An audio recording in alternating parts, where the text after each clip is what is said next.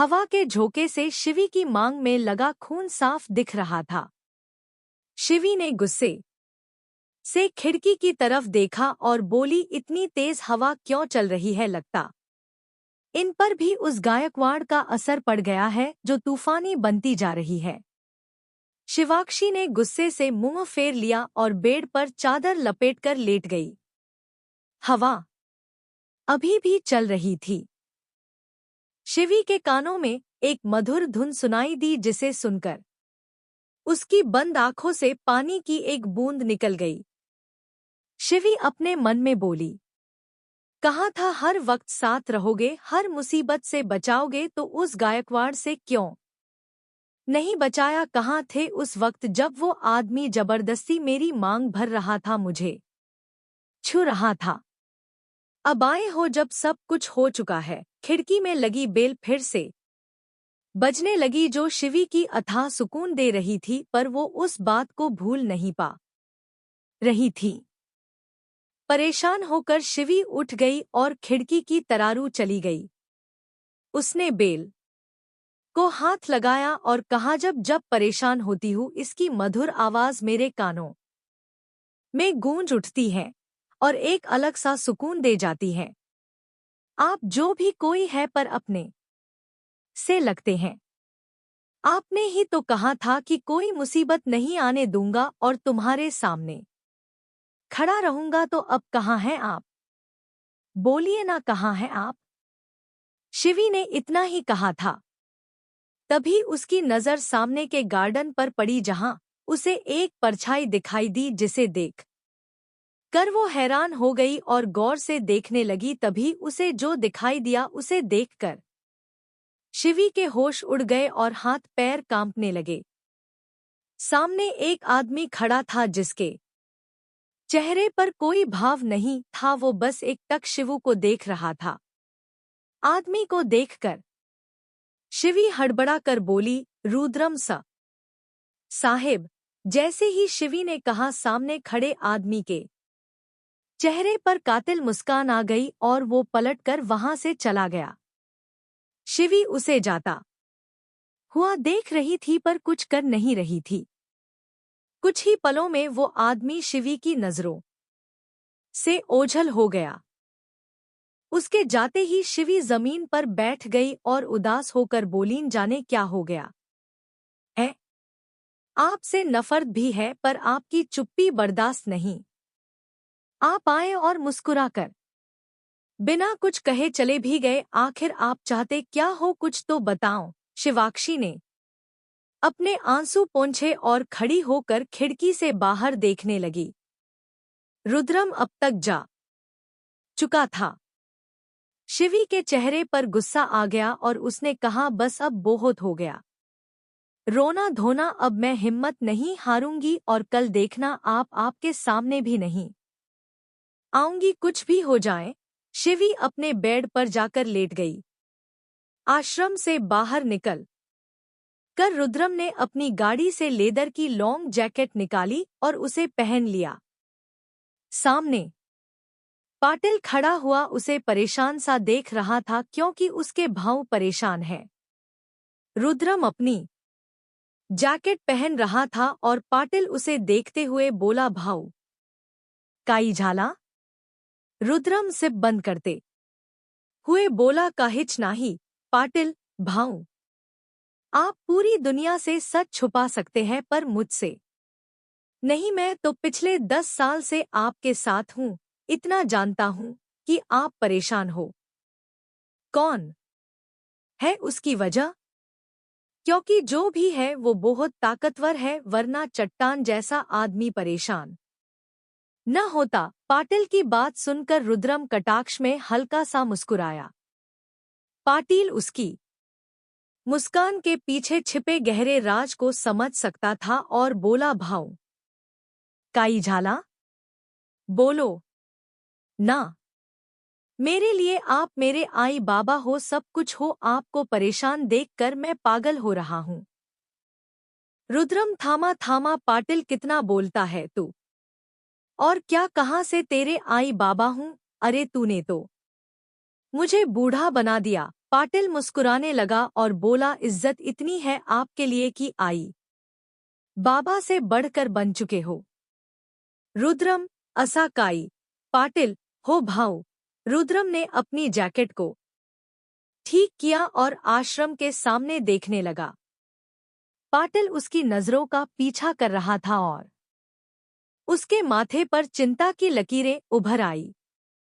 उसके भाऊ ऐसे रास्ते पर जा रहे हैं जो उनके लिए ठीक नहीं है। आश्रम को देखकर रुद्रम ने आह भरी और कहा, दुनिया कितनी छोटी है ना पाटिल। देखना, घूम फिर कर मेरा मन इधर ही जाकर रुकता है। पाटिल भाव में कुछ समझा। रुद्रम, तेरे मतलब का भी नहीं है, छोड़। इतना कहकर रुद्रम वहां से मुड़ा और चलने लगा। पाटिल उसके पीछे पीछे चलने लगा तो रुद्रम के कदम वहीं रुक गए और वो बिना मुड़े बोला, अब तू जा, मुझे अकेला छोड़ दे। पाटिल भाऊ, नको, आप अब घर चलिए। रुद्रम पीछे मुड़ा और पाटिल की तरफ गुस्से से देखने लगा। पाटिल की नजरें झुक गई पर वो हिम्मत करके बोला, शेखर साहब की जान और शान है आपकी सुरक्षा हम सबका फाराजा है, इसलिए छोटे मुंह बड़ी बात करता हूँ। रुद्रम, तुझे लगता है कि कोई मेरा कुछ बिगाड़ सकता है? पाटिल, बिल्कुल नहीं। किसी की इतनी हिम्मत ही नहीं कि सीएम साहब से पंगा ले सके, पर क्या करूं, फर्ज तो निभाना ही होगा ना। रुद्रम के चेहरे पर गुमानी मुस्कान आ गई और वो गर्व से बोला, आज तक इतने नेता और बड़े बड़े आदमी गायब हुए, किसी की पता चला नहीं ना, तो सोच कितना क्रूर और भयंकर हूं मैं। पाटिल के चेहरे पर भी कातिल मुस्कान आ गई और वो बोला, आपकी होड़ नहीं ना कोई तोड़। रुद्रम वापस पलट गया और जाते हुए कहा, 1 घंटे बाद घर आ जाऊंगा, तब तक अपने आप से लड़ने दे। इतना कहकर रुद्रम ने अपने जैकेट की कैप अपने सिर पर लगा दी और दोनों हाथों को जैकेट की जेब में डालकर मुंबई की सड़कों पर चलने लगा। उसके जाते ही पाटिल ने अपने आदमियों को इशारा किया तो कई सारे गार्ड्स रुद्रम के पीछे पीछे बड़ी चालाकी से चलने लगे। पाटिल मुस्कुराने लगा और आह भरते हुए बोला, भाऊ, आपको प्यार हो गया है। आप कभी नहीं मानोगे, पर आपको हो गया और हुआ भी किससे है? उससे जो आपके सामने तक देखती है, तो सिर्फ नफरत से। पाटिल मुड़ा और आश्रम की तरफ देखकर बोला, पता नहीं आपके अंदर ऐसा क्या है जो एक पत्थर दिल इंसान पिघल रहा है। प्यार तो ठीक है, मगर आपकी वजह से मेरे भाव कमजोर नहीं पड़ने चाहिए और न उन का दिल टूटना चाहिए, वरना वो खतरनाक आदमी ये सब सहन नहीं कर पाएगा और सबको बर्बाद कर देगा, किसी को नहीं छोड़ेगा। आपका आना उनका यूं बदल जाना कहीं कुछ गलत ना हो जाए। भाव को किसी भी कीमत पर अपना मकसद पूरा करना ही होगा। पाटिल ने आह भरी और गाड़ी में बैठकर गायकवाड़ विला की तरफ चला गया। हमारे सीएम साहब मुंबई की सड़कों पर चले जा रहे थे। उनके पीछे छुप छुप कर उनके आदमी चल रहे थे। रुद्रम के चेहरे पर कातिल मुस्कान आ गई और वो बोला, ये पाटिल कभी नहीं सुधरेगा। रात के 1 बजे सुनसान सड़क पर भाऊ चले जा रहे हैं। उनके लेदर के जूतों की आवाज साफ साफ सुनाई दे रही है। उनका आकर्षक चेहरा और भी आकर्षक लग रहा है। रुद्रम ने एक हाथ से अपनी दाढ़ी को सहलाया और नशे से बोला, आंखों में आंसू, चेहरे पर उदासी लिए, मेरी रसभरी उस बेल से उम्मीद कर रही थी कि वो आएगा। मेरे अलावा कौन आएगा रसभरी? जब जब पुकारोगी मैं ही आऊंगा और एक दिन तो उठा कर ले जाऊंगा हमेशा के लिए। रुद्रम रोड पर चलते हुए अपनी रसभरी को याद कर रहा था और उसकी रसभरी अपने बेड पर लेटी हुई बार बार करवट ले रही थी। उसके दिलो दिमाग में बस रुद्रम का वो मुस्कुराता हुआ चेहरा घूम रहा था जिसे उसने अभी आश्रम के गार्डन में देखा था। उसे न चैन मिल रहा था न नींद आ रही थी। रात काफी गहरी होती जा रही थी और दोनों अभी भी एक दूसरे के ख्यालों में गुम थे। रुद्रम आगे बढ़ा और सड़क किनारे उसे एक गार्डन दिखाई दिया। रुद्रम उसके अंदर चला गया और एक पेड़ का सहारा लेकर बैठ गया। पेड़ का सहारा लेकर बैठे रुद्रम ने अपने एक हाथ अपने घुटने पर रखा और सिर टिकाकर आंखें बंद करके जुनून और शिद्दत से शिवाक्षी को याद करते हुए बोला, ये क्या कर दिया है रसभरी तुमने। न रह पा रहा हूं न सह पा रहा हूं। हर वक्त बस तेरी तलब है, तेरी अगन है। दम घुटने लगा है, आग भभक रही है सीने में जो बाहर आकर सब कुछ तबाह करना चाहती है। कुछ देर यूं ही खामोश रहने के बाद रुद्रम के चेहरे पर डरावनी मुस्कान तैर गई और उसने झट से अपनी आंखें खोली और बोला, मुझे क्या हुआ है मुझे खुद मालूम नहीं पाटिल, पर बस एक बात पक्की है, तुझा भाव उस तबाही को हासिल करके दम लेगा, उसे अपने आगे झुकाकर उसकी अपना बनाकर रहेगा। काई की मेरा जुनून सिर्फ वो है। 1 घंटे बाद रुद्रम उस गार्डन से बाहर निकल आया और उसके सामने 3-4 गाड़ियां खड़ी थी। रुद्रम अपनी ब्लैक गाड़ी में बैठ गया और वहां से चला गया। सभी गाड़ियां गायकवाड़ विला के अंदर घुस गई। रुद्रम अपने उसी रौब और गुमान से गाड़ी से उतरा और बंगलों के अंदर चला गया। हॉल में जाते ही उसकी नज़र सोफे पर बैठी एक औरत पर गई जो उसके इंतजार में वहीं सो गई थी। बिना किसी भाव के रुद्रम उनके पास गया और जमीन पर घुटनों के बल बैठकर उनकी गोद में रखे उनके हाथ को अपने हाथ में लिया और अपने मन में बोला, कितनी जिद्दी है आप, आज भी मेरे इंतजार में यहीं बैठी रही। क्यों नहीं समझती है आप कि मैं नॉर्मल बेटा नहीं हूं। जानबूझकर देरी से आता हूं ताकि आपका सामना न करना पड़े, पर आप भी तो ठहरी शेखर साहब की बीवी, अपनी मर्जी की मालकिन। रुद्रम ने ज्योति जी का हाथ पकड़ा हुआ था और उन्हें एक देखे जा रहा था। अचानक ज्योति जी हिलने लगी तो रुद्रम ने उनका हाथ वापस उनकी गोद में रख दिया और खड़ा हो गया। उसने अपनी आई को देखा और मन में बोला, आई। रुद्रम का इतना ही बोलना था कि एक माँ के दिल ने अपने बेटे की पुकार सुन ली और ज्योति जी ने अपनी आंखें खोल दी, पर तब तक सीएम साहब जा चुके थे। ज्योति जी चारों तरफ देखने लगी, उन्हें कोई दिखाई नहीं दिया। उनका मन उदास हो गया और वापस सोफे से सिर टिका बैठ गई। उनके दिमाग में रुद्रम का वो मुस्कुराता हुआ चेहरा घूम रहा था जो अब कहीं खो सा गया है। न जाने कितने सालों से एक माँ ने अपने बेटे को मुस्कुराते हुए नहीं देखा। ज्योति जी ने हाथ जोड़कर कहा, है बप्पा माझी विनती स्वीकार करो, मेरे बेटे को मुझे लौटा दो, उसे पहले वाला मेरा रुद्र बना दो जो मेरी गोद में सिर रखकर घंटों मुझसे बातें किया करता था, मेरा चेहरा देखे बिना जिसका सवेरा नहीं होता था। वो मेरा रुद्र कहाँ चला गया है, उसे वापस भेज दो इस माँ की झोली में। ए दूर खड़े शेखर जी ये सब देख रहे थे पर उनके चेहरे पर कोई भाव नहीं था। उन्होंने अपनी बीवी की तरफ देखा और धीरे से बोले, तुम्हारा रुद्र अब इस राज्य का सीएम रुद्रम गायकवाड़ बन चुका है। अब उसके पास बहुत बड़े बड़े मकसद जिन्हें उसे किसी भी कीमत पर पूरा करना है और वो करेगा भी। वचन जो दिया है उसने अपने बाप को डोट। शेखर जी पलटकर अपने कमरे में चले गए और ज्योति जी खड़ी होकर बाहर आई तो उन्हें नौकरों से पता चला कि रुद्रम कब का घर आ चुका है।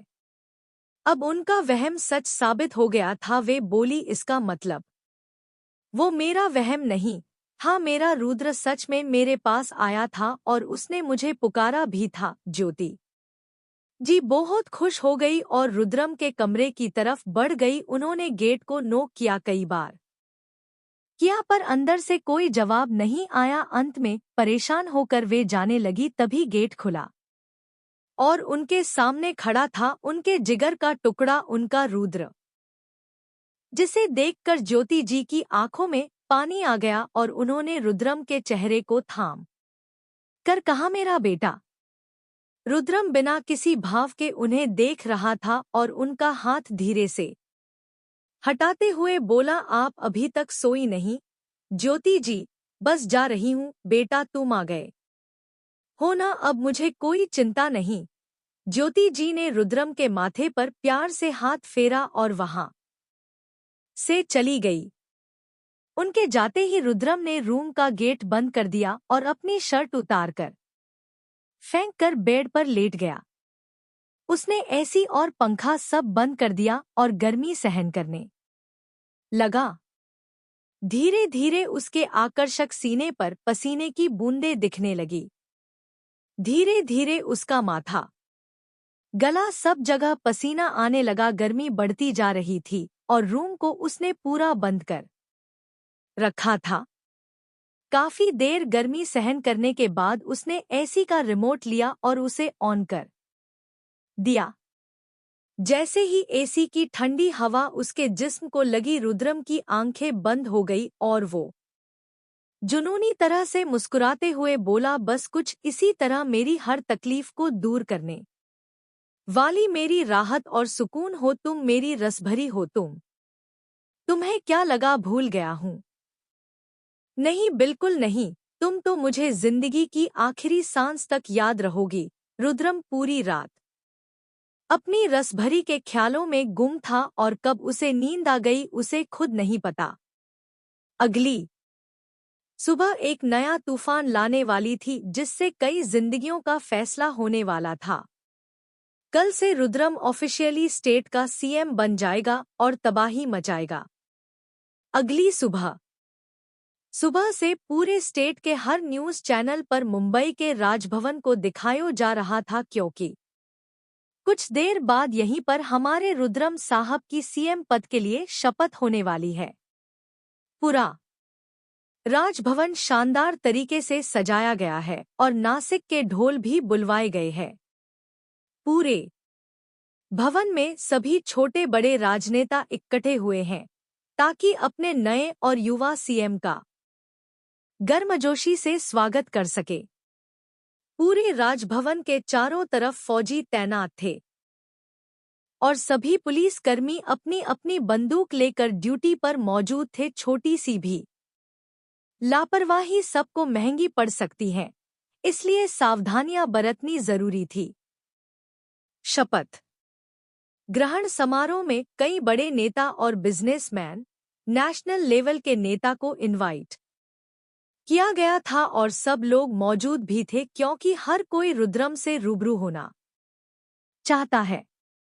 उसकी हस्ती है ही इतनी पावरफुल को सभी लोग उसके आगे झुकने को मजबूर हो जाते हैं, सिवाय शिवाक्षी के। सभी के चेहरे पर अलग ही एक्साइटमेंट नजर आ रही थी।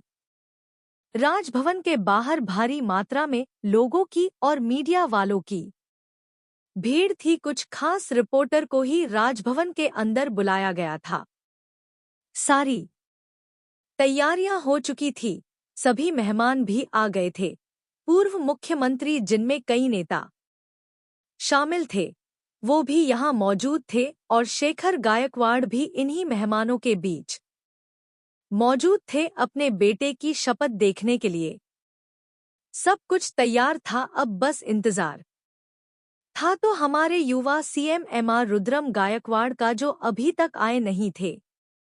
अभी सुबह के 8 बजे थे और पूरे महाराष्ट्र में हलचल मची हुई थी और चारों तरफ खुशियां मनाई जा रही थी, तो कहीं पर गुस्सा और नफरत भी थी। सौगात आश्रम शिवाक्षी सुबह 7 बजे ही अपने कॉलेज चली गई थी और विशु को उसने हमेशा की तरह बेबी सिटिंग अपार्टमेंट में छोड़ दिया था। उसकी क्लासेस चल रही थी, पर उसके दिमाग में रुद्रम ही घूम रहा था। पढ़ाई में उसका मन नहीं लग रहा था, पर उसे किसी भी कीमत पर एमबीए की डिग्री हासिल करनी थी ताकि वो बड़ी कंपनी में जॉब कर सके और रुद्रम से दूर जा सके। पर उसे क्या पता था कि उस आदमी की नजर अभी भी शिवाक्षी पर ही थी। वो उसे जुनूनी नजरों से देखकर पागल हुए जा रहा था और मुंह से धुआं छोड़ते हुए कहा, शपथ लेने के बाद पूरा दिन सिर्फ तुम्हारे साथ मेरी रस भरी। अभी जितनी पढ़ाई करनी है कर लो, बाद में तो तुम्हें मेरे हवाले ही होना है।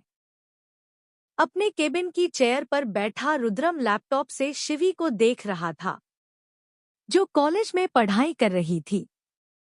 तभी केबिन में पाटिल आया और बोला, भाऊ आपके चलने का वक्त हो गया है। रुद्रम ने सिगरेट का काश लगाकर शिवी को देखा और कहा, चल ये काम भी निपटा दो। रुद्रम ने अपना लैपटॉप बंद किया और अपने कपड़ों को ठीक करते हुए जुनून से आगे बढ़ गया। वो सब लोग गाड़ियों में बैठ गए और राजभवन के लिए निकल गए। राजभवन में सब लोग बेसब्री से रुद्रम साहब का इंतजार कर रहे थे। हाईवे पर पुलिसकर्मी तैनात हो गए थे, क्योंकि रुद्रम की गाड़ियों का काफिला वहां से निकलने वाला था। रोड खाली करवा दी गई थी और हजारों की तादाद में लोग सड़कों के किनारे खड़े सीएम साहब की एक झलक पाने को बेताब थे। कुछ ही देर में पुलिस की गाड़ी का सायरन सुनाई दिया। सब चिल्लाने चीखने लगे। तभी एक साथ कई सारी गाड़ियां लाइन से रोड पर से गुजरी। सबसे आगे पुलिस की गाड़ी थी और उसके पीछे एक ब्लैक कलर की गाड़ी थी जिसके ग्लास भी काले रंग के थे। गाड़ी के आगे छोटा सा तिरंगा फहराया हुआ था। उसी गाड़ी में सीएम साहब बैठे हुए थे। उनकी गाड़ी के पीछे भी कई सारी गाड़ियां लाइन से चली आ रही थी। सभी आम जनता हल्ला मचा रहे थे। सीएम साहब का काफिया वहां से गुजर गया और सीधा राजभवन की ओर तेजी से बढ़ गया। राजभवन में सबको खबर मिल चुकी थी कि सीएम बस कुछ ही मिनटों में पहुंचने वाले हैं। सब लोग बेसब्र हो रहे थे। भवन के बड़े से दरवाजे के आगे बड़ी सी चौड़ी सड़क थी जिस पर मीडिया वाले तैनात थे। सबके कानों में सायरन सुनाई दिया और काले कपड़े पहने हथियारों से लैस कमांडो दौड़ते हुए आए और सड़क के दोनों ओर खड़े हो गए। पुलिसकर्मी और गार्ड्स ने मीडिया की भीड़ को कंट्रोल किया हुआ था। तभी सामने से एक साथ कई सारी गाड़ियां लाइन से आने लगी तो भवन का दरवाजा अपने आप खुल गया और वे सारी गाड़ियां एक साथ अंदर चली गई। दरवाजा वापस बंद हो गया। अंदर भी कमांडो फोर्स चारों तरफ फैली हुई थी। गाड़ियां आकर रुकी। सारे गाइस बाहर निकले और चारों तरफ फैल गए। सबके हाथों में बड़े हथियार थे। पाटिल बाहर निकल आया और उसने गाड़ी के पीछे की सीट का गेट खोला तो मीडिया हो अंदर मौजूद थी। हल्ला मचाने लगी। गेट खुलते हैं रुद्रम ने अपना एक पैर बाहर रखा और फिर दूसरे पैर को बाहर रखकर सीएम साहब बाहर निकल गए। इतना हंडसम आदमी जिसे देखकर कोई भी दीवाना हो जाए। उसने शाइन मारती हुई काली सफारी सूट पहना हुआ था जिसमें वो बेहद आकर्षक लग रहा था। कोट के जेब में देश का झंडा लगा हुआ था जो सोने का बना हुआ था। आंखों में काले चश्मे पहने हुए थे। हाथों में रोलेक्स की घड़ी पहनी थी। काले शाइन मारते जूते पहने हुए भाऊ के चेहरे पर दुनिया भर का घमंड और रुतबा साफ साफ झलक रहा था। मीडिया वाली उसकी तस्वीरें लेने लगे। रुद्रम आगे बढ़ा और उसके आगे पीछे ब्लैक कमांडो चलने लगे। रुद्रम इतनी शान से चल रहा था मानो कहीं का राजा हो और आसपास सब उसकी प्रजा हो। रुद्रम के स्वागत के लिए पूर्व मुख्यमंत्री, राज्यपाल पूर्व उप मुख्यमंत्री और भी बड़े नेता खड़े थे। उनके पास पहुंचकर रुद्रम ने उनसे हाथ मिलाया और सब लोग एक साथ भवन के अंदर चले गए जहां शपथ होने वाली थी। अंदर भी कुछ मीडिया वाले मौजूद थे जो लाइव शपथ ग्रहण दिखाने वाले थे। रुद्रम के अंदर आते ही जोर से तालियां बजने लगी पर भाव के चेहरे पर कोई भाव नहीं था। वो सीधा आगे बढ़ गया और टेढ़ी नजर से इतने लोगों के बीच बैठे आदमी को देखने लगा जिसकी तेज नजर रुद्रम पर ही थी। रुद्रम ने एक नजर उन्हें देखा और सीधा आगे बढ़ गया। शेखर साहब के चेहरे पर गुमान साफ साफ दिख रहा था। रुद्रम आगे स्टेज पर गया। सबने गर्मजोशी से स्वागत किया और कुछ ही देर में उसकी शपथ ग्रहण का प्रोग्राम शुरू कर दिया गया जिसे लाइव पूरा भारत देख रहा था। राज्यपाल आगे आए और बोले, सुप्रभात महाराष्ट्र। आज शिवाजी महाराज को साक्षी मानकर हमारे सीएम साहब अपनी शपथ लेंगे, तो मैं उनसे विनती करता हूं कि वे आगे आए और अपना पद ग्रहण करें। जोर से तालियां बजने लगी और रुद्रम आगे आया और राज्यपाल के पास खड़ा हो गया। राज्यपाल ने बोलना शुरू किया और साथ साथ रुद्रम भी बोलने लगा। मैं रुद्रम शेखर गायकवाड़ छत्रपति शिवाजी महाराज को साक्षी मानकर यह शपथ लेता हूं कि आज से मैं इस राज्य का नया मुख्यमंत्री हूं और अपने सारे कर्तव्य सच्ची निष्ठा से निभाऊंगा। रुद्रम अपनी शपथ ले रहा था और शेखर साहब उसे एकटक देख रहे थे। सभी न्यूज़ चैनल्स पर भी उसकी शपथ दिखाई जा रही थी। अपने विला में बैठी ज्योति जी हॉल में सोफे पर बैठ कर अपने बेटे को शपथ लेते हुए गर्व से देख रही थी और रीति रेयांश भी बहुत खुश थे अपने बड़े भाई की कामयाबी को देखकर। पूरे भारत में ये न्यूज़ चल रही थी और रुद्रम के लिए वाहवाही लुटाई जा रही थी। रुद्रम के कई सारे दुश्मन आग में जल रहे थे पर कुछ कर नहीं पा रहे थे। उनमें से एक आदमी जिसके घर के हंगामा खड़ा हो गया था, वो गुस्से से आग बबूला हो रहा था। शिंदे अपने घर में पागलों जैसा बर्ताव कर रहा था। वो रुद्रम को यूं आगे बढ़ते हुए नहीं देख सकता था। उसे सीएम बनना था पर वो तो हार गया और रुद्रम जीत गया। उसे डर लगने लगा था क्योंकि उसे पता था कि अब रुद्रम उसकी बैंड बजा देगा और राज्य में उसका जीना हराम कर देगा। शिंदे के कंधे पर किसी ने हाथ रखा और कहा, काई झाला बाबा, आप इतना गुस्सा क्यों है?